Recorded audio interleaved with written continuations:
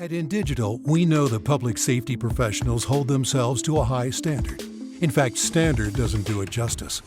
In over 25 years working alongside you, carrying millions of calls over our IP networks, your dedication has inspired us. That's why our ESI net goes beyond industry standards, not only I3 compliant, but designed to adapt to future development for a network you can count on when it matters most. Learn more at indigital.net. It is a new day for 911 professionals. They have gone from the most important person you will never see to the most vital piece of public safety. Truth be told, they always have been. The curtain has been pulled back, and they are sharing their stories. Welcome to Imagine Listening. Your worst day is our everyday, by Ricardo Martinez II, and narrated by myself, Ricardo Martinez II, and distributed by Beacon Audio Books, copyright 2023. That's right, everyone. Finally, I can let everyone know the rumors are true. Imagine Listening, Your Worst Day is Our Everyday is now available as an audiobook on Audible, and it's a long time coming. Very excited. Not a lot of authors get the opportunity to voice their own book, but I had the honor and privilege to do so. So thank you to Beacon Audio Books, as well as my publisher, Titled Town Publishing, for everything, but especially all of you for making the I Am 911 movement, as well as Imagine Listening, what it is today. I appreciate you all more than you know. So go ahead, head out, stream it, download it, however you consume your audiobooks. Imagine Listening is now available. According to the IAED, the average 911 call center is understaffed by 30%. This nationwide staffing crisis, combined with rising call volumes, is creating an environment that makes one of the toughest jobs on earth even tougher. As next-generation data and tools emerge, it's crucial that vendors build with these challenges in mind, not just meeting the needs of the telecommunicator, but helping to mitigate challenges presented by staffing shortages. That's why Prepared Built Assist, a platform that's been called a game changer by users and the first ever assistive 911 platform. Prepared Assist processes call audio to give you a live transcript, while AI pulls insights from the call, enabling you to two-click copy and paste key information like addresses, suspect descriptions, and more directly into CAD. Prepared Assist also translates text and audio so that you can communicate with non-English callers without an interpreter. Speaking of text, Assist gives you the ability to send outbound text to callers, so you can cut down the time you spend on 911 hangups and communicate with anyone that can't speak. All of these tools are centralized on a single screen, so you don't have to look in a million places to find all the right information or significantly alter your workflow when you adopt the platform. Prepared Assist is built for 911.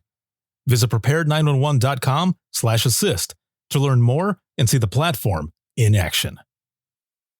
If Within the Trenches has ever taught you something, open your eyes to what it is like to be a 911 dispatcher, or has inspired you to become one, then help support us and join our Patreon. Get exclusive bonus content, one-of-a-kind swag, discounts on merchandise, ad-free early access to new episodes, and much more. To join, please visit patreon.com/WTT podcast. And if you're an industry partner, we have something for you as well. And now, for the show. This is Jordan, and you're listening to the Code 7 Podcast Network.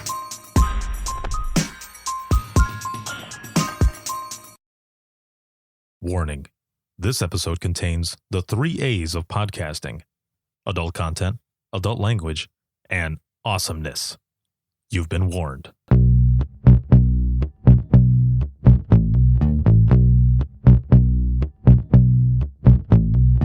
Welcome to Within the Trenches, true stories from the 911 dispatchers who live them.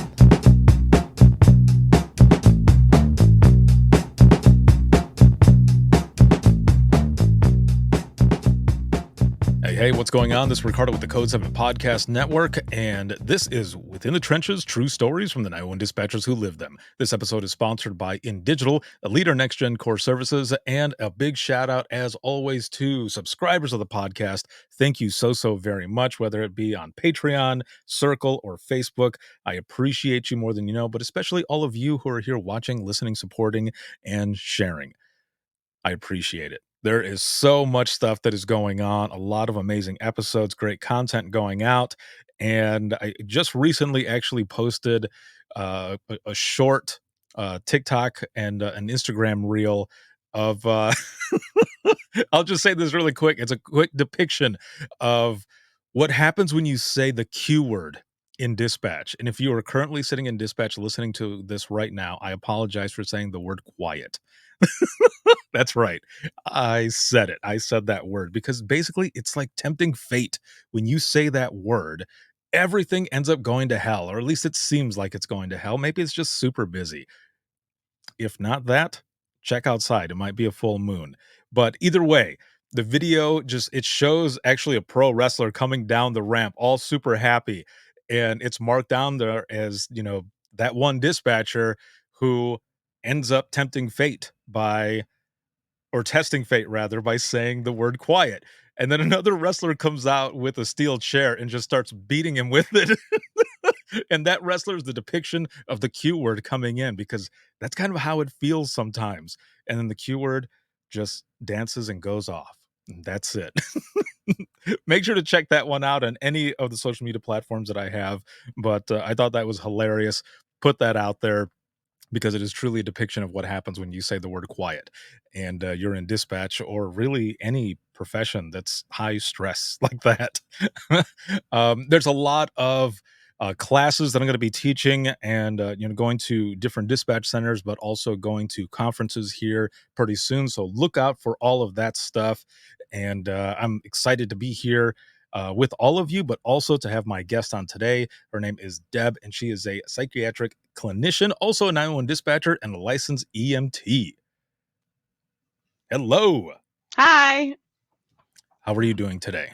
Well, I was just watching that GIF that you shared, and I was like, if you said all the keywords just now, I would have been so mad. I would have been like that skeleton guy, and I was looking for his name.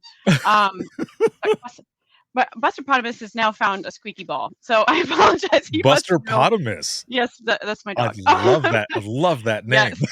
Yeah, okay, yes, we'll play Tuk Tuk a little bit. Okay. It is all good. He knows I'm on camera, so he's like, pay attention to me. Pay attention.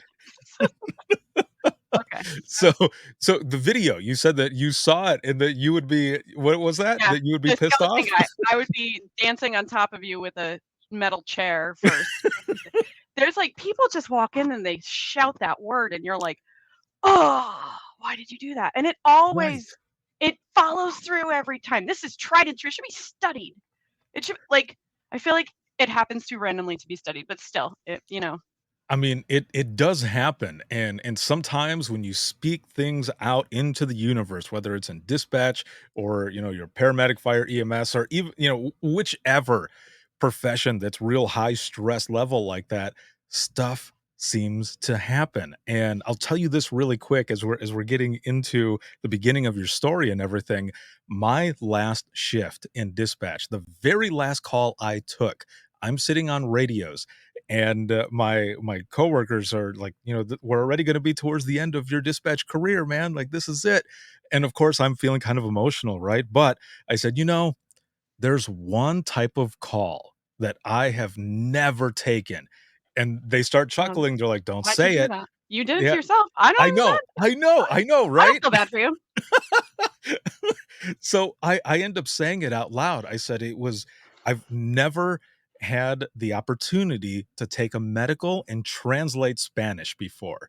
And I just started laughing because I'm on radio. So I'm not picking up the phone or anything. And then the phone rings. There's like 25 minutes left of my last shift ever. And the phone rings and I hear un momento. I was like, no, like these guys have to be joking with me. And my coworker, Jill, puts the phone down and she stands up and she starts laughing and she goes, Ricardo, this is for you. And I said, are you for real? Are you serious? And she goes, "No, I am serious. It's just too perfect." And yeah, that's what it ended up being. It was a Mhm. medical, and I had to translate Spanish. Yep. Yep. Well, you did it, and I don't feel bad for you. Oh, you crack me up. Well, I am excited to have you on. We next week, you and I, along with Jeremy Meyer, are going to be doing a DRT episode, a Dispatchers Roundtable, and it's going to be on ADHD and 911. But I wanted to have you on first to be able to find out more about you, what you do, Mm. and just continue through, your story, and then transitioning into what it is that you're doing now. So, how did you get into public safety to begin with? I started working in security for Foxwoods, and then I ended up moving to Western Massachusetts, and I worked for I'm pointing to it like you can see where Western Mass is. But I worked for Six Flags, and at Six Flags, I really did not want to be in dispatch. I did not want to get behind the console. I wanted to be in security. We got to ride buggies, and it was cool. And I got to ride the rides every morning. It was awesome. They just needed test riders, so a lot of the employees would jump on sometimes. Well, So yeah, Six Flags is awesome. It was actually a really fun place to work. And the so Batman ride, right, and the Superman ride they yeah, have. yeah, they have I don't know what they have right now, but this was back in 2001. Hmm. So in 2001 at that park, and I don't know if I told you this or not, but at that park, they at the end of that year, something went faulty with the Superman ride, and the brakes failed in this while 2 trains were operating. And so, like, when I was in dispatch, and I had 2 other dispatchers with me. That's how busy Six Flags is. So, and we did, like, rest breaks, we did EMS, calls and stuff like that. Hmm. But and we had a great EMS team back in 2001. It was awesome. And, but the 2 trains actually crashed together. I don't remember how fast it was going, but, it ended up causing, like, pretty much like 37 broken noses, something like that. Like, and I ended up having to call in like 37 ambulances. So because Whoa! everybody, yeah. So and I remember it's so weird the things that you remember from back then, but like Right. I remember getting through it by myself. So the 2 other dispatchers that were working were EMTs, so they went. So I was sitting there by myself, and I did all the entire park. I handled everything in the park by myself. So, and I mean, there was no one to even give me a bathroom break for hours. Like, I could not stand up. Like, so it was intense, and it really broke me into. And I know it's Six Flags and not 911, but it wasn't too far off, to be honest, because after I ended up working in 911 for a couple of decades, like you said. So, but it wasn't too far off, and it was a good start. They did give me an award for it, and I remember at the award ceremony, I showed up with rubber duckies on my socks, which they called out right on the stage. So those were not regulation socks, I was told. So it's like, you know what? Keep it light. Hey, I mean, that's pretty awesome, and Yeah. also very memorable. So Mhm. that Yeah. is excellent. Yeah. So no one was seriously injured, and there was Mhm. absolutely no fault made to the park. The park did everything they were supposed to do. All the engineers they were awesome. They really did their jobs very well. Back in 2001, I feel like when I worked there, it was run very well. And I learned a lot from them. So that's where I Wow. started. I ended up going to fire dispatch only in 2005. And on my first day in 911, um, I can, I mean, I'll get to that when you ask, I guess. I'll wait. No, no, no, go ahead. Okay. I'm Yeah. listening. Go ahead. So This is good. yeah, I had a really awesome trainer. His name's John. Mhm. And John, he's very patient. He's very cool on the radio. Doesn't really react to anything. He doesn't engage in drama. He doesn't stress really about anything. And it's funny because now here we are in 2024. We both have therapy dogs that like are trained to work in the system. So he trained me, and on my first day, unfortunately, I had a fatal. It was a drowning, and I believe he was a teenager, and I had to land Lifestar, and I messed up the call. I didn't send the right amount of fire departments. They wanted all 4 to go to a water call, but I'll tell you, those firemen did not give me a hard time. They just got in their trucks and went. And they told me like how I could improve later, and they weren't rude about it. They were awesome. I still am friends with a couple of them. And I think, that was, I mean, that being my first day cleared in 911 was it really made me prepared for everything because I had to land in Connecticut we call it Lifestar or Mhm. a life flight. So I had to set that all up, and I was by myself. Like there's no other dispatcher. It was 911 and the fire department I would dispatch, and EMS. So I didn't dispatch the police department, but it was in the police department. The dispatch center was in the police department. So the police officers were there and I knew them, but I didn't dispatch them. So that was my first day. What? Ugh. Yeah. And I mean, I had worked with someone that at the time, I mean, he had been there for 20 years and he was like, I've never had to land Lifestar.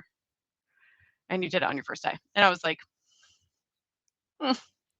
So, I was Wow. upset about it. I was very, distraught. And I was like, what if I didn't mess up the call, would I have gotten there in time to save him? I did a lot of what ifs if I could have done, and and my trainer actually, it was like his first day off in forever, and he came in anyway and sat with me and was like, this was not bad. Like you did good for your first day, and not many people could have done this. And he was very clear that it was not my emergency and that I could go home and see my family and everyone was safe. And so I think from there on, he helped me with that coping skill of like just understanding there's a difference between what's happening on the phone and what's happening in front of me. I think that's probably one of the hardest things for us, right, in this profession when we take a call like that, and no matter what happens, sometimes we end up blaming ourselves Yeah. because of just like how you were saying. If I would have done something different, or maybe my line of questioning would have been different, would there have been a different outcome? And it's always good as well to have those out in the field end up giving you that constructive criticism, however, in a way that is not like being crappy about it, right? Like Oh it's yeah. it's Yeah. not because then Yeah. there's nothing that anyone can tell you that is gonna make you feel worse than you already feel, because you're already like, kind of beating yourself up about it. Mhm. And it's a hard thing to learn, but when you have a good support system and you have folks that are there that are wanting to give you, those pointers, but do it the right way, Mm. you feel like, I'm gonna continue doing this. Like things are gonna Mhm. continue going. Now, you said this was your first day, but this is your first day on your own? On my own. Yeah. My first day Wow. cleared from training. Yep. And Way and to and welcome there to were dispatch. Yeah, and there were no dispatchers. Like it was one dispatcher. It's a small town, so it's one dispatcher for 911, EMS, and fire. And the closest thing I had to a partner would be a town over, and that person was one dispatcher at that time too. So they had 2 fire departments they dispatched. So, and I know, like, there have been times when I was working alone in that dispatch center. I worked there per diem for probably about 2 years before I got hired full time at a different place. And so there were times where that dispatcher would help me with certain things from his, because we could, like, with mutual aid, we had to be able to dispatch for each other. Mhm. So he would help me with things because like I didn't always know everything. And I wasn't coming from the fire department. I was Right. not coming from EMS. I wasn't coming as a police officer to come into dispatch and dispatch. I didn't have any experience in this. I have no one in my family that's in law enforcement or in public safety. This was not the, coffee table conversation in my family. This was something that I took on and I did by myself. So, and I find that people that have that in their family, or like they have friends or something, or they are in the fire department and the police department, they have a different view of how to dispatch Right. right from the beginning when they sit down. And so I was always a dispatcher. I was, like, and I became an EMT eventually, but I always separated the two. Those are two different things, so. So coming from what you did over at Six Flags and then moving over into this other side here, I mean, what was the difference there? Like how did I mean, of course, you're not getting to ride the rides, right? But Ah, yeah, some of those higher priority calls are like a roller coaster of emotion.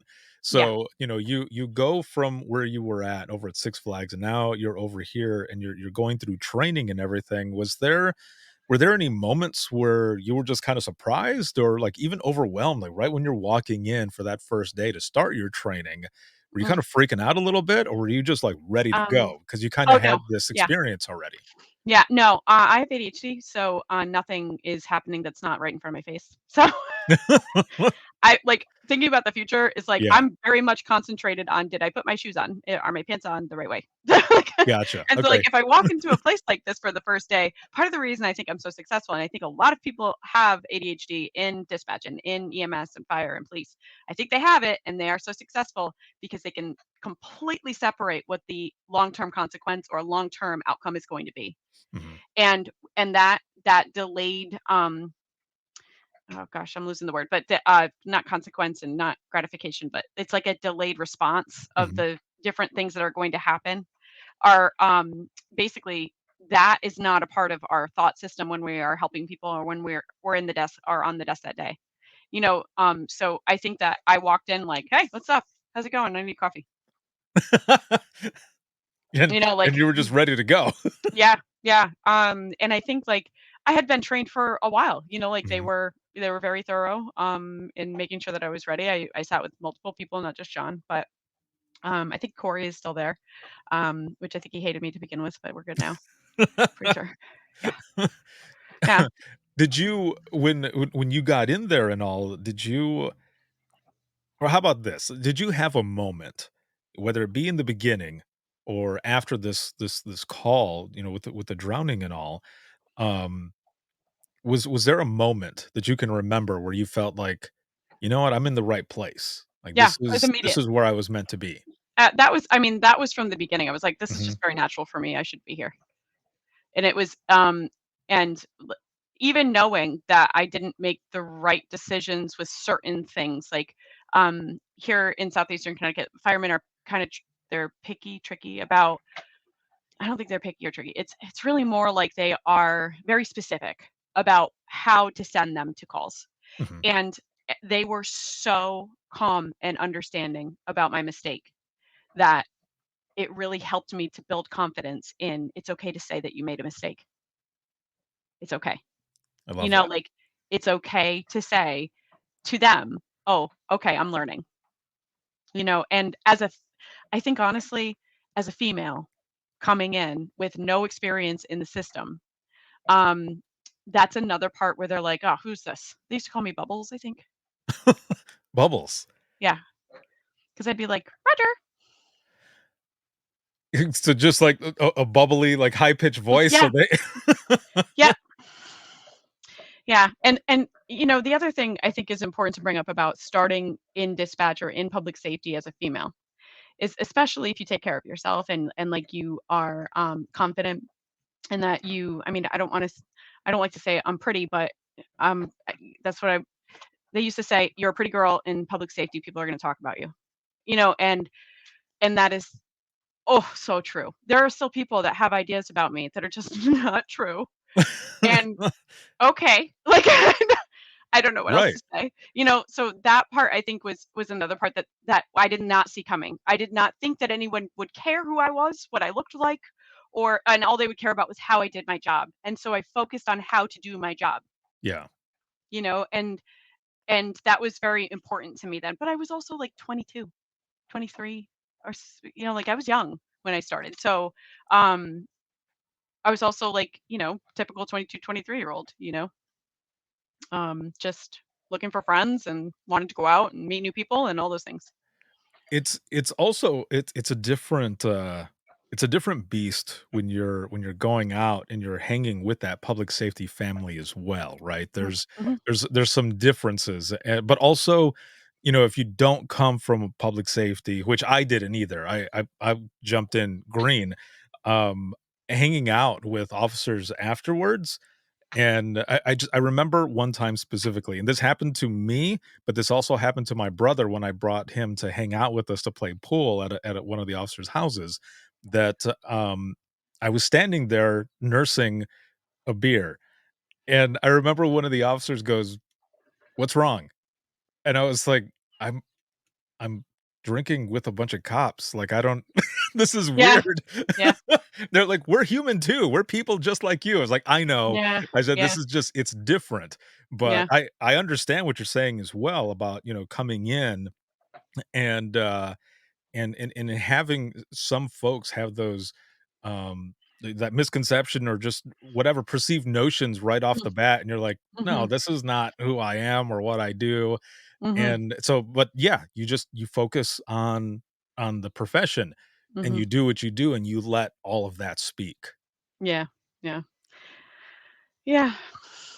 So you end up, how about the training? Let's go back really quick. How was the training when you ended up moving over versus where you were at Six Flags? Because Yeah. I What imagine the training is a little different, Yeah, maybe. well, yeah, they kinda just threw you on the desk at Six Flags. They were like, "Oh, that Here's line a does that, here's that line does that. yeah. Have a good day." It was like, I think I was making $8 an hour. It's cute. But, um, I'd rather talk about if it's okay, I'd rather talk Mhm. about the difference in training in fire dispatch and police dispatch and Yeah, yeah, of course. moving municipalities. Mhm. So, I came from a place that had, like the small town that I started in, which is the town I'm from, I knew most of the back roads. I knew the locations, like so, and I grew up in this area, so I knew many of the towns, and so I had that going for me. So if there's anybody out there that's looking to get into dispatch, I think the most important thing that you can start with is geography because you are always going to need to know where, Of and course. and it's Yeah. I mean I used to work with people that literally they could tell you the southeast side of the house has one broken shutter and they painted it in 1964 and, like, you're like, "What?" Like, so and Right. this is Connecticut, there's a lot of houses, right? Like, but what I'll say is there was a big difference when I went to, a different municipality a few years later. I ended up getting hired for, a police department. It would be 911 police, fire, and EMS. So, when I started working for 911 police, fire, and EMS, that was for and I can share the name if it's okay. Of course. Yeah, it's Waterford Police Department in Waterford, Connecticut, and, so I worked for, their municipality, and I cannot say enough good things about their training process. They took it so seriously. They broke down every little thing. They had I mean, they so that was the first time I had ever heard of APCO, Oh, and I became, we were in Power Phone before, and I think we had I forget, I think it was the EPCO, EMD cards and stuff, and, like, learning all of that, learning the law enforcement, learning what an inference is. Like, just I had a trainer that had been working there for 20 years. Her name is Lori Lewis, and she works for APCO. And she is I think she works for APCO or does classes for APCO now. But she was absolutely the most knowledgeable, patient, kind human that I could have ever come across in public safety. Like, I got so lucky to have a trainer that really embraced me as almost like a daughter. Like she really taught me so much about not just like dispatching and what's important, how to prioritize things correctly, what they're looking for, and she taught me. I mentioned that I knew that I could say I made a mistake. Like in between these two agencies, I went to a different agency that it was not okay to make a mistake, and I would get written up and someone was out to get me. Like so it's a little backwards. I'd rather not focus on it, but right. I kind of like it kind of damaged my train of thought in admitting that I did something wrong because I was gonna lose my job. And I remember I had a sergeant that was really awesome too, Sergeant Bellows, and he sat down with me one day. I messed something up and he goes, why can't you just say that you did it wrong? What's wrong? And I said, well, I'm afraid I'm gonna lose my job. And he goes, ah, you're fine. You're not gonna lose your job. Just tell me what you did wrong. So from then on, I got programmed and trained to call them first before anyone else.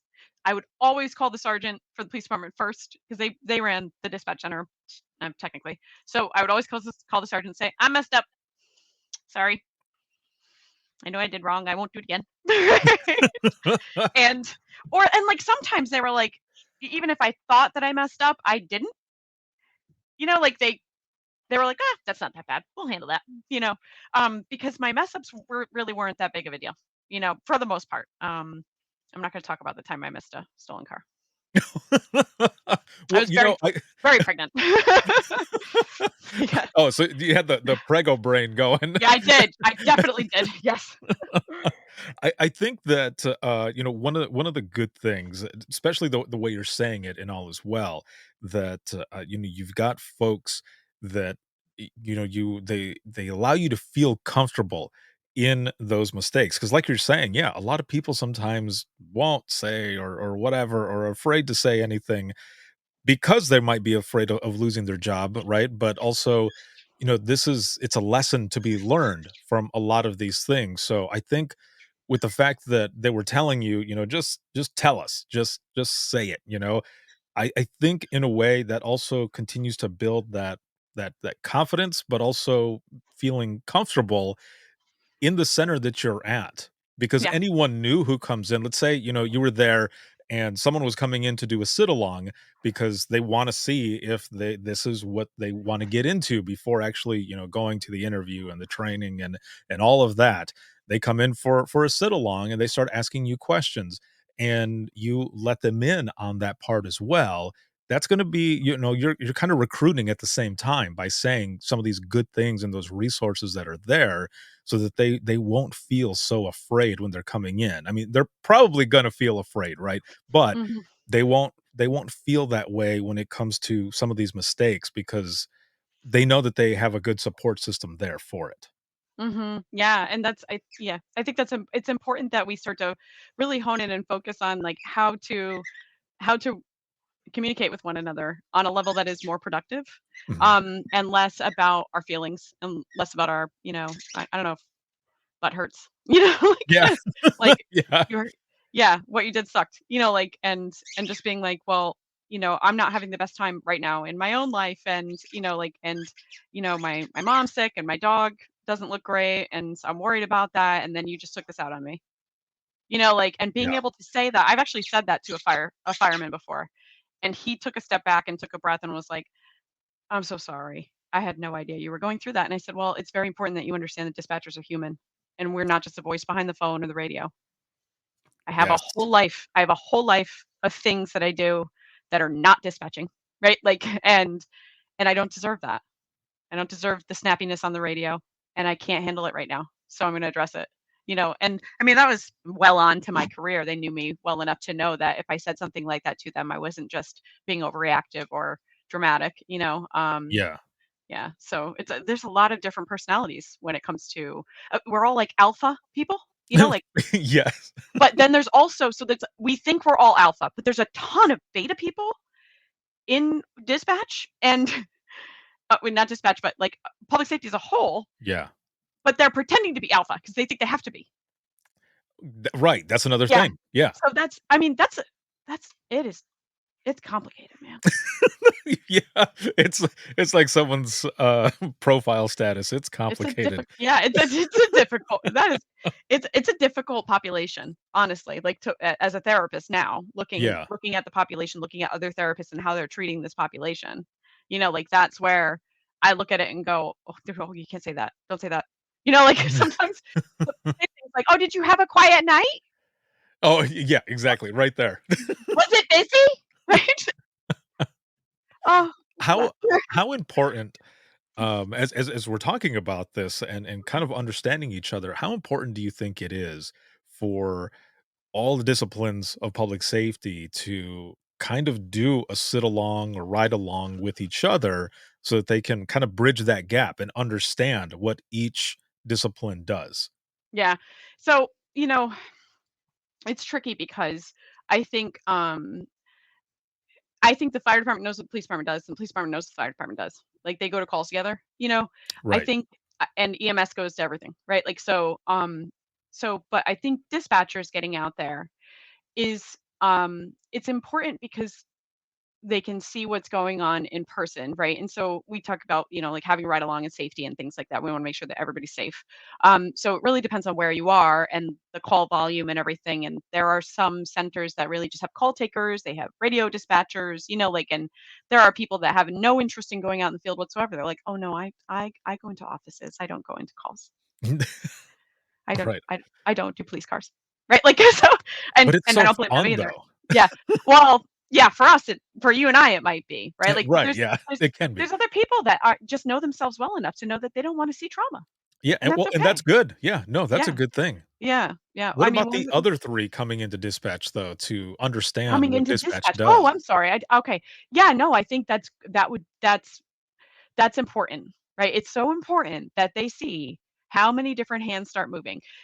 What happens? This is what happens. I know because I've had people try to do this to try to understand us better because they did have a lot of effort in that town to make sure everybody was getting along well.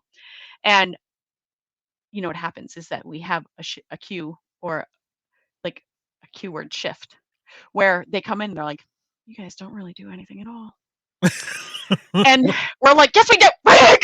So Right. Someone say like, quiet. It's going to yeah, go to hell now. yeah, yeah, I know. But then when you try to force it on the universe, it's like, no, Right. Like, nope. yeah. Now you're just gonna lose Not your gonna voice happen. instead. It's gonna be like some weird Mercury's and lemonade, and I'll lose my voice instead of like a quiet shift at work. Yes. Yeah, no, that is you're correct. That sometimes when they come in, and it happened more so towards the end of my dispatch career, where like the sheriff's department or city PDs or whichever would have folks come in and sit with us for like an hour or something, and nothing would happen, and they're just, I know. talking Like, crap oh, about us or yeah, I whatever, know. like, "You guys are just I chilling know. watching Netflix." We're like, "No, that No. this is not this is not a true depiction of what goes on here." Yeah. And there was one time that I can remember that I was in dispatch where officers came in to help us because we had crazy weather going on. There's trees down, wires down, all of that. And all they were doing was simply calling in those tree calls to the road commission. And they lasted an hour and Yeah, they were but no, wanting to they don't get the want hell out. anything to do with it. No, they Yeah. especially, No. I think, yeah, and I think the police officers are a little more with, at least here. I Mhm. feel like they are more in tune with what we're doing because they know how much we're doing for them, and they Yes. know how complicated that's going to be. They know what they're asking of us all the time.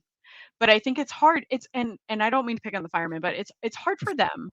It's hard for them to see because firemen are different. You dispatch them, they go, and they check in, right? Police Yeah. officers call you and they're like, "Can you find the sister's uncle of this person and then also enter 15 bins for me, please?" Right. And firemen don't have to do that with us. We don't have to do anything extra for them. We're not cleaning their equipment. We're not wrapping up hoses for them. Like we're not doing any of their casework for them.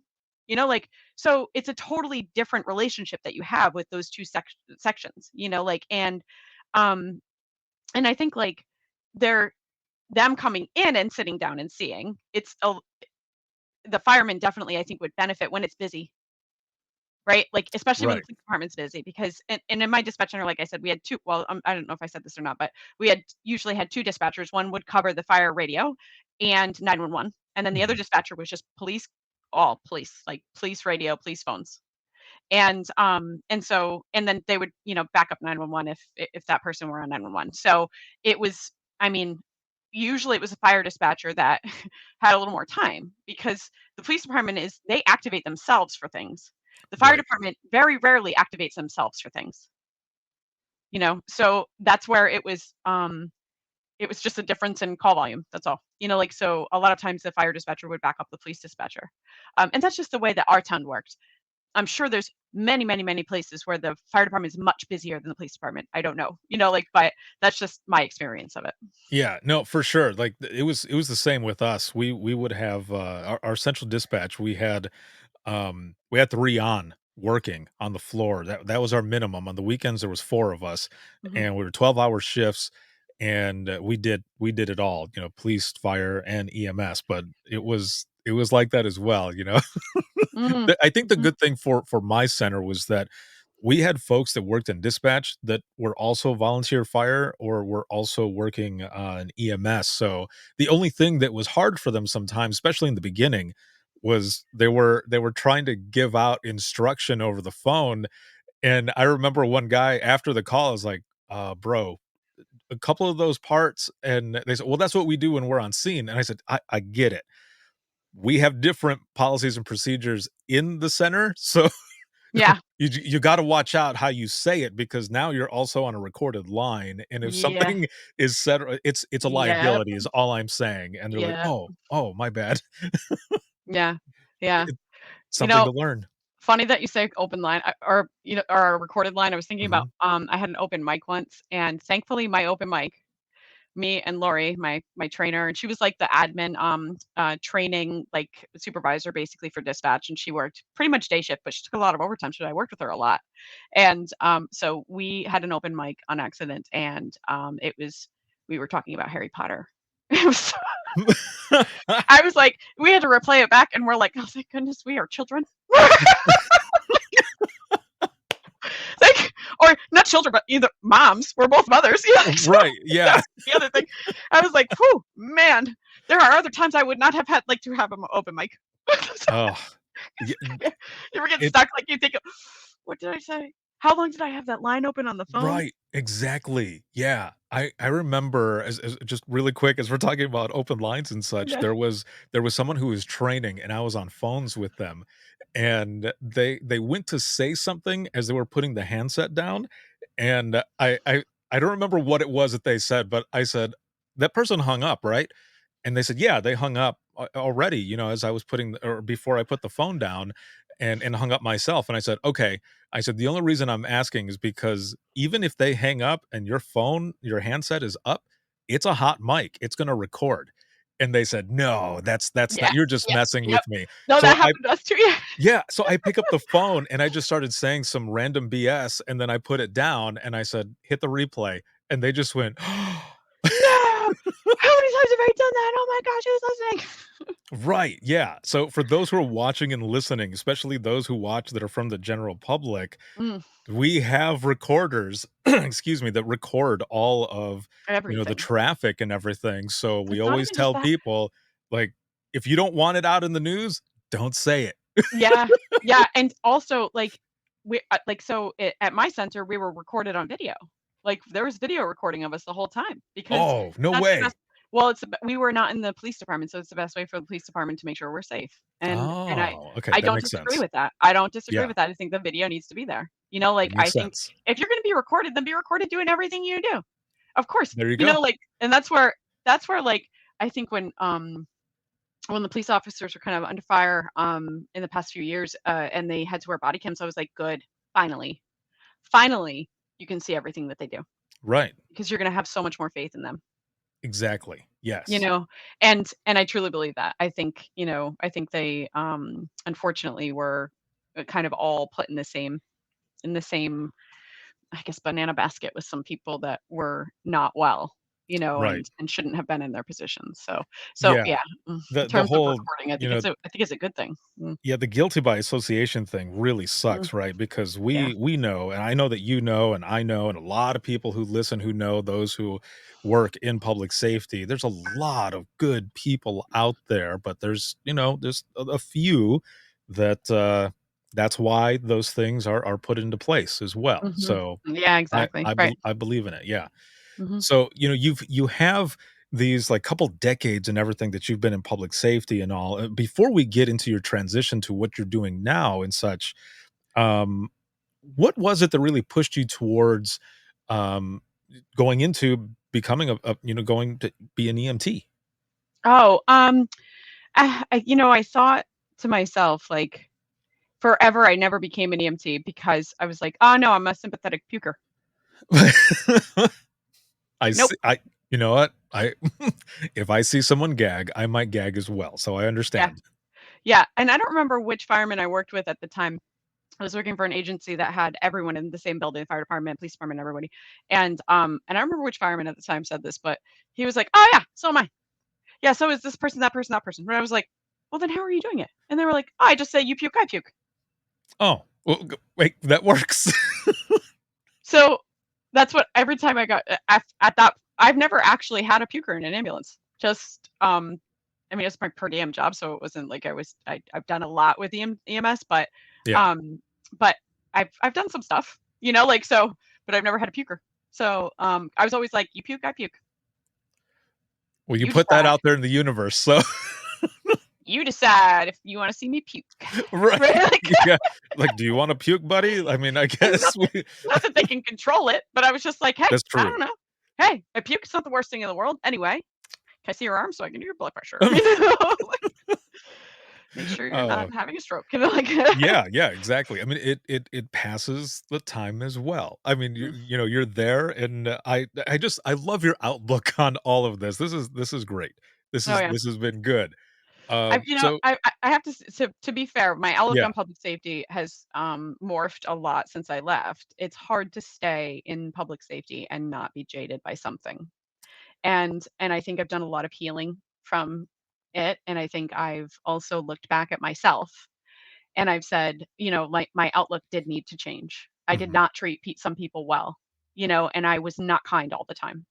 And those are things that I've worked on and I've really tried to pull back from, engaging in things that I knew that were going to come back and kind of hit me in the face. Yeah. If there's anybody out there I owe an apology to, trust me, it came back to me tenfold. I promise. So I apologize. And that was gonna be one of the next questions as well, is just like, how do you feel like the profession has kinda changed you? Oh, It was that's kind of a loaded question, right? Like, there's many different ways that you can go with yeah, that, like, yeah. Well, for go ahead. I think what really changed me was the shift work. I think Mhm. was the part that really um I hold on to a lot of guilt from having a child and having to work shift work and not being there for him while I was working.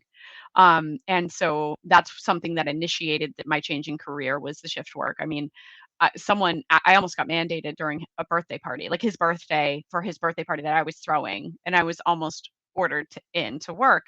And I had a coworker save me. Thank you, Jody. And thank you to the sergeant Dana for filling it. So like I still remember these things because Right. that is a moment of I'm abandoning my child. Like I'm abandoning my child due to my job and what is more important, and I got to a place where that did change me, where I said, in the beginning, I was a workaholic. I would take every shift. I'd do EMS. I had 4 jobs. I've worked for like 5 different agencies in 911. I would be per diem here, there, and there, just in case they needed somebody to pick up a shift. And like I just drowned myself in work. And I loved it and I was good at it. So I felt like I was welcome, and that's a Yeah. wonderful feeling, especially as a kid growing up with ADHD. I'm like the oddball, like I got picked on a little bit. And I never really took care of myself well when I was growing up. So like I know that when I came into public safety, I mean, I would run into guys I went to high school with that hadn't seen me in 10 years and I would be on like I'd be on EMS call and they'd be like, "Who are you? What? Where's are you Deb? Like from high school? The same one? Like Abby?" Right? And I'm like, "Yeah, that's me. Yeah. I know. I have long hair now and I'm pretty. I know. I'm sorry." Like Right. You had your well, chance. yes. I'm so I'm sorry that you were mean to me. Yes. Yeah. So, no, but so I think, like, all of that, kind of formed me when I had my son. I think everything changed for me, and my priorities changed a lot. And I still think that I've always lived a life of service. Like, I believe in a life of service. I believe in improving our communities. I think I've been talking to people on the worst days of their lives for my entire life, like, or adult life anyway. And I think that that's probably, it gave me so much life experience to be able to be a really good therapist. And I say I'm a good therapist because my clients tell me I'm a good therapist. I look back at my clients and I'm like, "Are you sure this works?" Right. Like, Like, I know um, you're paying me, but you don't have to just I tell me, know. right? And sometimes I'm like, "It's okay, you don't need to pay." And they're like, "That's ridiculous." And I'm like, You're right, it is ridiculous. I don't know why I said that." Little imposter syndrome. But yeah, I think that that kind of morphed me into a person that people ask me questions about everything. They're like, "Deb, you're a doctor. I'm not a doctor, right?" And they're like, "You know about this, and this. Can you answer this question for me?" And I usually can, just because I have so much, like, so many different angles of information that, and as a dispatcher, you have to know all of it. Right. You have Yeah. to know fire, police, EMS. You have to know the water systems in the town. You have to know. In our town, Yeah, we the have like trains, like, everything. the military bases, the trains, the nuclear plant, the pharmaceutical companies. Like there's all kinds of different things that you have to learn as a dispatcher, right? And so it does give you that wealth of life experience. I think that's what makes me. I don't know. Sometimes I don't feel like an adult, but if I am an adult, that's probably what made it happen.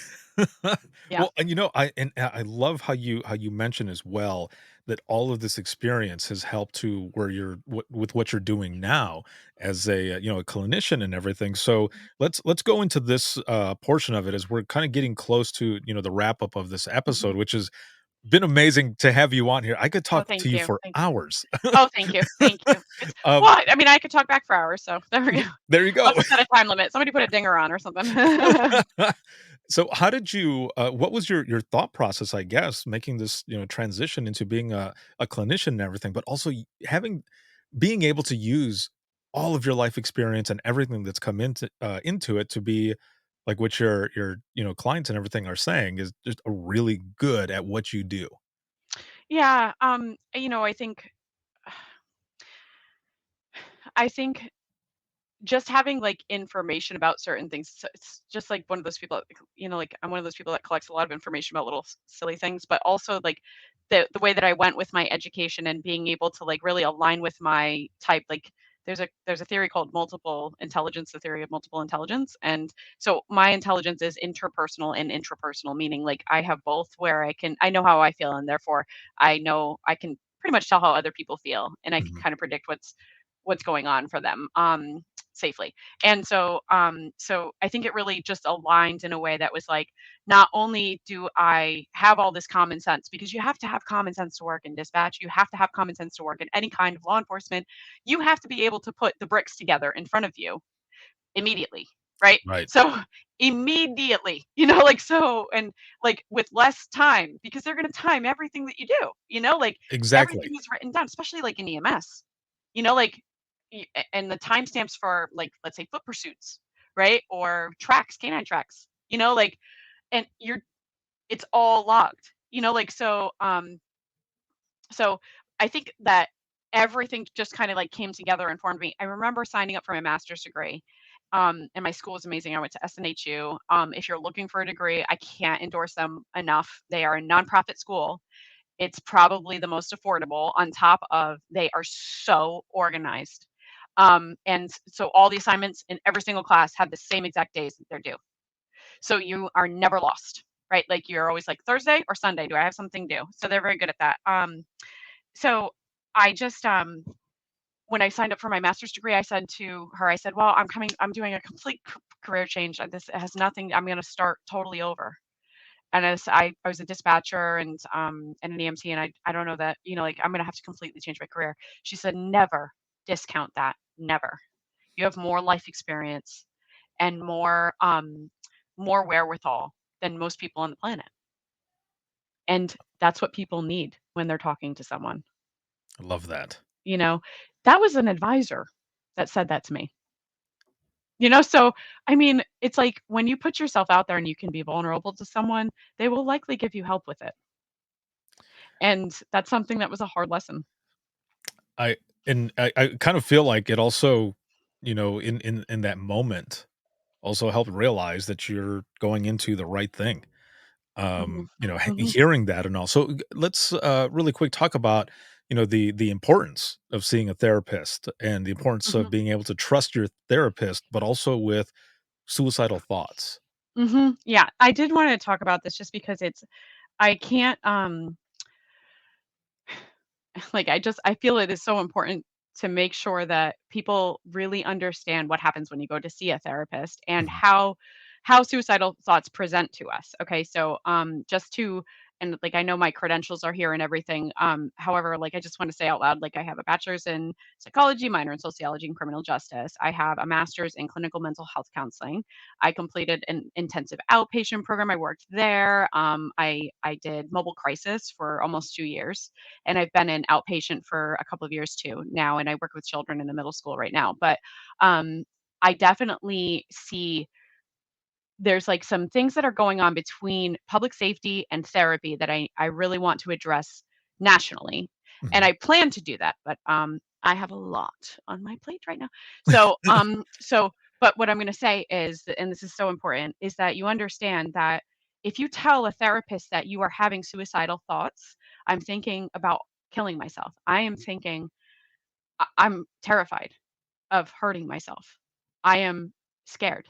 I am I keep thinking that there's nothing left for me. I keep thinking I don't want to exist. I I don't want to wake up. If there's an easy button I could hit it and not wake up, I would do it. We are trained as therapists much differently than public safety is trained.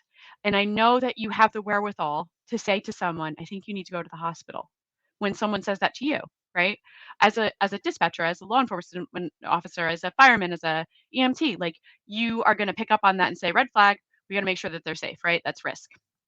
However, when it comes to you, your thoughts, your friends, your coworkers, please understand that we look at these thoughts and we say, well, yeah, those are peaceful thoughts, right? I think your body's probably looking for peace, right? Instead of this do all end all event, right? And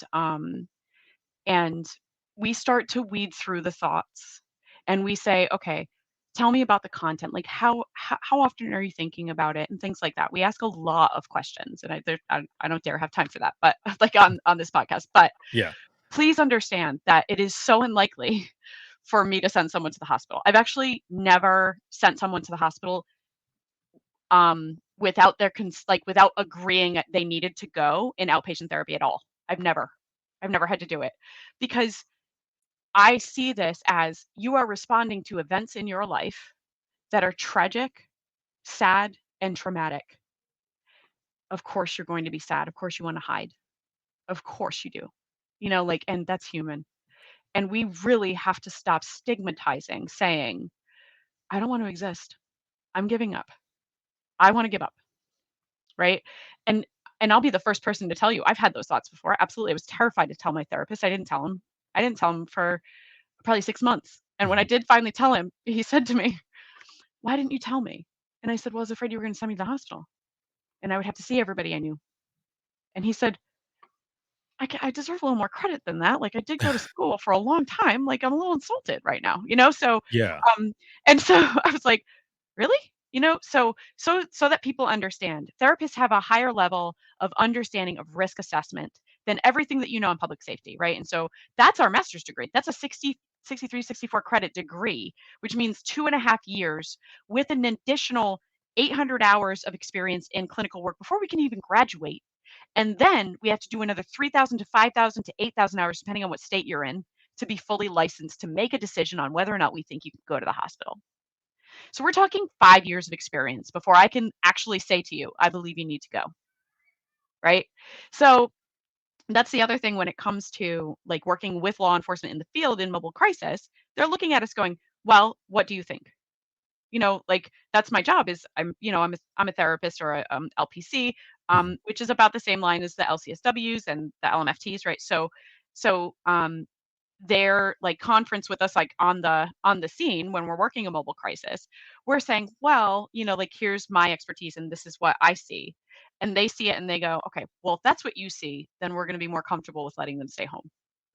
And I think that it's really important they understand.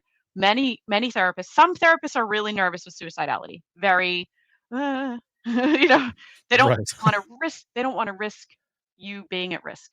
Right. And that therapist really wants to take care of you. So we have to give them credit for that. However, I think that there are other therapists out there that are like, okay, so I know that that's scary, but let's get right into those thoughts and those feelings. How long have they been there? How often are they? Are they coming and going? What's the content in them? Is there a plan, intent, and all of those things? This is not the Columbia Suicide Scale that we're doing with people when we are really in a session, in a therapy session, having that conversation with our clients that trust us very much. Okay. So a Columbia Suicide Scale is for like a risk assessment that we do kind of like generically. I mean, it's like very, many people know it and they know the answers right away and they know what to say. I don't think that's going to work for anyone in law enforcement. It's not going to work for anybody in that's my theory. That's not proven, but I just don't think it's going to work because what's going to happen is they're going to know what you're asking them and why, and they're going to deny it no matter what. Whereas if I can normalize it and validate, hey, like that was really tragic for you. I'm sure it's scary. And I'm sure that you're having these thoughts. Let's talk about the peace around it, because that's what your body's really looking for. It's peace. It just can't find it that way, and that's where it gets confusing for people. So this is definitely something that I think is important that you see a therapist about because we are not just going to send you to the hospital. That's not what we do. Right. So I've got 2 questions here as we're Mhm, going into the wrap up of this, especially mhm. with what you just said, all of this. This Yeah. first question, do you feel like if a lot more folks in public safety, especially in public safety, because you see it a lot in the news and on social media, do you feel like if people felt that they could trust their therapist with sharing some of these suicidal thoughts, that I mean, if it was put out there that more people would actually speak and open up versus what we see where it's a lot of police officers, a lot of people in public safety who just they end up Shutting you know, down. shutting down and taking their lives because they Mhm. were afraid that they would lose their job, or they were afraid that they would lose their, you know, retirement or things like that. Right. Do you kind of feel like if we as we're talking with this stigma, we smash that stigma as it's said, right? Or normalize Mm, trusting our therapist and being open, that maybe that would, you know, bring that number down mm, annually. Is it mhm. possible? Is I it I hope possible? I hope. One thing I will say immediately is the only thing I'm absolutely positive of is that I don't know everything at all, Mhm. and no one does. So we learn and we grow, and that's what it takes to be a clinician to work in mental health. You commit to a lifetime of learning. So we are constantly updating, and that's a CEU, right? Like that's like everybody has to have training every year, you know. Right. So but our trainings are really more like what we're interested in and what we're focusing on. And so like when we go into a training, it's not because we're forced to, it's because we picked it and we're like, oh, I'm gonna learn about that for 3 days, you know, like so we get excited about it. But just understanding that first, making a realistic safety plan is the most important thing you can do with your therapist, and like just making sure a safety plan is like when we say, what are your coping skills? Who can you call? What are you thinking? Like where like, who can you be around that picks up your mood? What can you do? Where can you go to like really take your mind off of things? How can you reset your nervous system, Mhm. right? And teach your body you are safe, you don't need to think about this and you can move forward with life, right? And those safety plans really need to be adjusted because at the end of the safety plan, every safety plan at the end of it has this thing called, okay, there's who are you going to call, right? Like, so if you're upset, you want to talk to somebody, it's the people that you trust, right? You call. But then it says, and then you can call 911 and go to the hospital. And so this is where we need to start paying attention as clinicians. We need to make sure that we are checking with the person that we're making that safety plan with, and we're saying, um, do you do you have someone you trust well enough to be like your buddy in making sure that if you feel this way, you don't need to tell them what you're feeling, you don't need to say anything other than we're going to activate the plan, okay? And the plan is they're going to take you to maybe a hospital out of state if it's close enough, wherever you choose in advance that you want to go to be safe. If we are then making that plan in advance, we are alleviating their need to disregard the entire plan because they can't go to the hospital anyway. Do you see what I'm saying? Yeah. If we get to the end of a plan and we say, if do all end all, you got to call 911, and that police officer, that fireman looks at me and is like, sure, they're not going to call 911 Right. Yeah. realistically. And I'm sorry, did I get off track? Were you asking me something else? I'm sorry. No, no, no, you're I good. just You're want to make yeah, sure. everything Okay. that you're saying. Yeah. No, no, Okay, no. good. This is Yeah. good.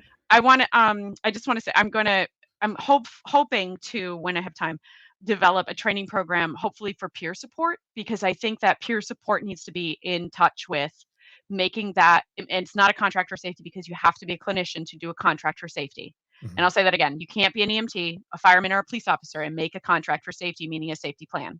That is a clinician level, okay? But if you if I can help to train peer support to make this plan with people that's just like, hey, buddy system, okay, like we have to check in with each other, buddy check. I think there's like hashtag buddy check they're doing now, which is great, Yeah, I think like yeah, something to yeah, that effect. Yeah. yeah, so I think that's great, and just making sure that this is already in place because we know that at times life is hard and we are all trying to get through it, and it's normal to feel sad about it. It's normal, right? But to let that sadness go, come and go, feel it and let it go, that's a skill, right? So that's Yeah. something that is worked on with a therapist, you know?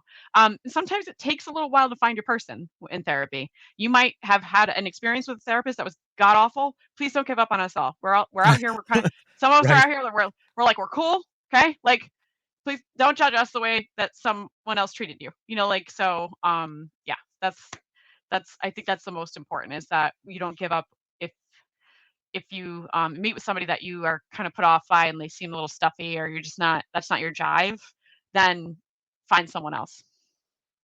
I love that. Yeah, it's and agreed. Because Mm. I have a lot of friends that go to therapy as well, and they have mentioned the same thing. Like if you don't, if this person isn't right, don't give up. That's not the end all be all. There are other folks out there, and it might just take a little time. Now Yeah. we're wrapping this up here, this Mm. episode, and I've got one last question for you, and this is for you specifically. Mhm. If you could go back in time with the knowledge that you have now, everything that you've been through, all of these couple decades of experience, what you're doing now as a clinician as well. But if you could go back in time to talk to yourself in the beginning of this journey, what advice would you give yourself? Oh, I know exactly what I would say. It's kind of hilarious. Do not date firemen. Do not date firemen. That would be the first thing. And then I think the second thing would be um,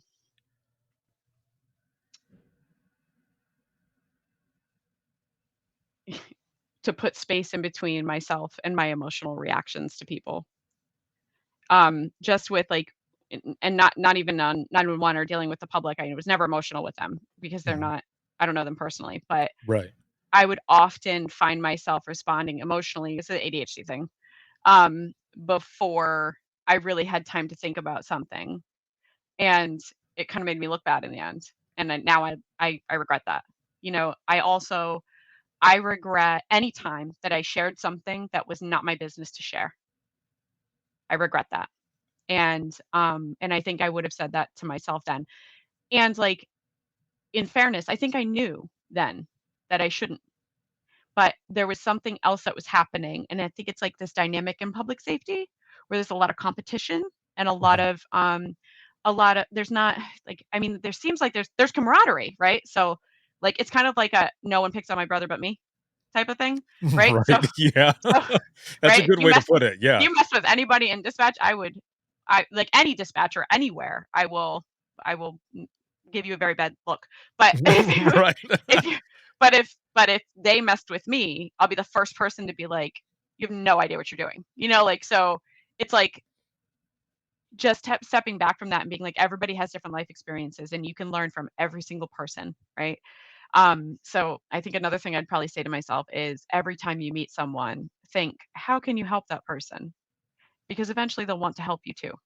And I do think that automatically already, but I never thought about coworkers, and really helping my coworkers with anything, really. And I did help them, don't get me wrong, but when I first met them, or even not even coworkers, but just there's people in public safety that you don't work with, and they're Mhm. always there, you know. So just how can I help that person? So yeah, I think that's probably. I mean, there's like a lot, maybe like. But those are good ones right there, especially that last one, because I think that's a big problem in a lot of centers. Things are changing, but there's still a problem where there are some folks that they don't they don't communicate. We're the best at communications, but when it comes to communicating with each other, we don't always do that. And some of those folks, whether they be new or they've been there for a little while, they end up leaving because they don't feel like they're a part of this family. They don't feel that Right. camaraderie. There's a They lot don't of feel different protected. things. Mhm, Right. And they just decide, well, I'm just going to go ahead and split, or I'm going to go somewhere else that actually does appreciate me. And I mhm. think that's one of the hard things. So we can bridge that gap and have that communication. And I think it would change a lot of things. Yeah, It I really think, would. like, really looking at everyone in your center as what are their strengths, you know, Exactly. because I could say about the people that I worked with for 10 years, one of them, he was a little condescending, but at the same time, he's the guy that would tell you the crack on the shutter. Like, he could tell you anything about geography in that town, and that is Yeah. an invaluable resource. That is so amazing to have in a dispatch center. It's Exactly. someone that literally played in their backyard for his entire life, like the entire thing, so, Yes. so everyone has their strengths. So really looking at that and then kind of like being a sponge and just learning from everyone, being open to learning and having that growth mindset where you're training your brain to always be ready for like, "Oh, really? That's cool. I didn't know that. Tell me more. Tell me more. Right. Tell me Yeah. more. Tell me more." Yeah. This has been an awesome episode. This has been excellent. Thank you so very much for everything that you do. Your decades of experience, your service, and what you do now, especially. Thank you so much. This has been awesome to have you on, and I'm looking forward to having you on the Dispatchers Roundtable as well. Yeah, I really appreciate you taking the time and letting me especially get to the stuff with helping with people to be more comfortable with therapists. I think there's a gap that needs to be bridged there, and I'm hoping to spend part of my career bridging the gap. So I that love it. Yeah, so that way they feel more comfortable. So, and if anyone has any questions about therapy, where do they find a therapist? I'm happy to help. Just reach out to me, LinkedIn, or I don't know. I'm all on all the things, I guess. So, Perfect. I was yeah, actually going to ask you that next. yeah, So where yeah, can people find you? But LinkedIn, right there. yeah. I'm on LinkedIn. And as you know, I don't check that very often. I'm doing some like kind of sporadic TikToks. Usually my name is like ADH Deb or ADH Debbie. So because I have I ADHD, like so that. it's just like That's a it good way to do that. The it play on flows. on Well, yeah. it was getting a little ridiculous. I was writing ADHD Debbie, and I was like, why did I put two D's? Right. It's Wait, redundant. Like why? yes, exactly. Yeah. So you can find me pretty much anywhere, it, that way. And I'm happy to help, and I'm happy to answer questions and just point you to the right direction. Just, sometimes I forget my phone exists for 6 or 7 hours. So be patient with me. Well, again, this has been awesome, and Thank you so I much. It's really been nice to like actually just have a conversation flow and, feel like people are going to be able to be helped by it. oh, this is they are. Mm, I know it. This is good. gonna go well, your story and Mhm, everything. And I'll be right back here with you in just a moment because I know you have to leave. So I'll be right mhm, back here with you in just a moment. mhm, And for those who are watching and listening, if you have any comments, questions, or you want to be a guest in the show, you can email us, and that's going to be wttpodcast@gmail.com. Once again, that is wttpodcast@gmail.com. You can follow us all over social media, and you can simply go to the link that's on the screen, or for those who are listening on your favorite podcasting app, you can go to links, and that's with two I's. That's links with two I's.co/WTT podcast. You'll find all of my information there, where you can become a supporter, where you can schedule an episode, and I would love to have you on the podcast. This can be seen on, let's see, it can be seen on Facebook, YouTube, as well as X, LinkedIn Live. And you can listen 24/7 to the podcast on Apple Podcasts, iHeartRadio, Spotify, your favorite podcasting app, and withinthetrenches.net. Have a good one, everyone, and we will see you in the next one. You just listened to a Code 7 Network podcast. If you have any questions or would like to be a guest on the show, send an email to wttpodcast@gmail.com. According to the IAED, the average 911 call center is understaffed by 30%. This nationwide staffing crisis, combined with rising call volumes, is creating an environment that makes one of the toughest jobs on earth even tougher.